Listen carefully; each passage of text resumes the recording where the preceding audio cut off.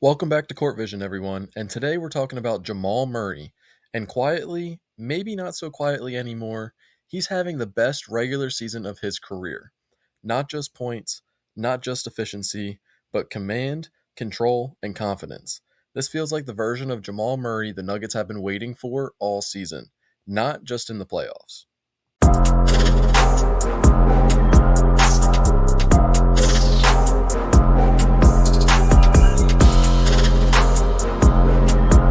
It's a good thing that Jamal Murray's having a career year. He's averaging 25 points and 7 assists per game on about 45.5% from the 3-point line. This is a much needed boost, especially since Joker is going to miss at least a month. Then you have other guys on injury reports such as Cam Johnson, Aaron Gordon, and even their backup center, Valanciunas. The first set of highlights we're about to get into now was against the Cleveland Cavaliers on January 2nd, and this was without all of those guys. A key aspect to his game is the off-ball movement, and usually he does this with Joker at the helm playing at the top of the key. Now, with all of these guys out, he's had to figure out his own way. He did score 34 points in this game, so he did figure it out a little bit, but here you get to see a flare screen, which leads into a switch. The Cavs had to switch this. This is a perfect matchup for Jamal Murray. Instead of taking him to the bucket, he shows his shot-creating ability by taking a step-back three instead. As we dig further into the film, I want you to take note of the differences between when Joker plays versus without him, between what we're seeing now versus later in our video. And if you really wanted to get into how much respect a defense has for Jamal Murray as a scorer, just look at the play before it develops. You have a trap coming from the right wing, and you have all three other guys pinched down off of their matchups.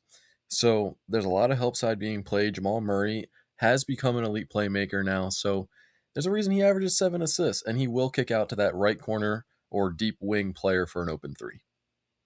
And we get to see more off-ball movement on this play, and just like any good shooter does, or great shooter does, is relocate to get open for your teammates to see you, be within your teammates' passing vision for an open catch-and-shoot three like this. Now it's time that we get into some actions where Jokic was on the floor with Jamal Murray, and a lot of the actions end up being ball screens or dribble handoffs. Now, this action that is looking like it's going to develop is a zoom action. So we think the handoff is coming off of this down screen. The defense overplays and cheats the play. Jamal Murray, with high IQ, decides to use it as a flare screen instead. This gets him open for a wide open 3-point shot on the wing, and this is how you punish a defense for just trying to anticipate what's not there. With the increase in 3-point percentage at 45.5% for Jamal Murray this season, he's also increased his attempts from three. He shoots about 7 or 8 threes per game, and this is very beneficial, especially when you can hit transition threes like this, or even take shots off of kickout passes. Either way works. Either way, you're a threat from three, and either way, you spread the defense for a guy like Joker, who's an MVP candidate. We get some pick and roll action here, and the toughest part about this as a defense is who do you play? Now, Julius Randle drops onto Joker in the short roll situation. Because he's so good at it, you have to play him. So where does the help side come from? Mike Conley fights over the top to try and get through that screen to get back to Murray, but they pinch a guy from the left corner. But it's really just a stunt. He's not actually full helping because it would be an open three in that corner if he stayed. So Jamal Murray shifts his defender back, shoots a step back midi. So this is almost like a one-on-one situation almost every time for Jamal Murray this season because they don't want to let Joker touch the ball at that mid-range spot. I hope y'all were able to see the differences between Joker being on the floor versus not, as he holds a lot of gravity against a defense. This only benefits Jamal Murray because he's already a bucket, but if you have somebody pulling the defense a certain direction, it only helps you and gives you more opportunities to go one-on-one, or even only have to deal with one help side defender.